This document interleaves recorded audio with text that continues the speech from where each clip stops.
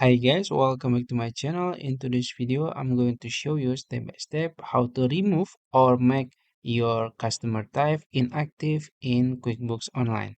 It's gonna be very easy and simple steps. So first you can log into your QuickBooks Online account, and then in the admin dashboard, you can navigate to the left side of your screen, click all apps, and you will see customer hub here. Click on it and go to customers and leads. And then you will see all of your customers here, all of your customer list. And you can go to customer types and you will find all of your customer types here.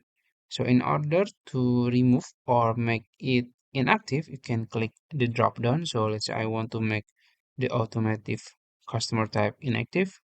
You can just click this drop down and choose make inactive. And then confirm it, click yes, and it's done. So I think that's it. If you found this video helpful, please like this video and subscribe to my channel. Thank you.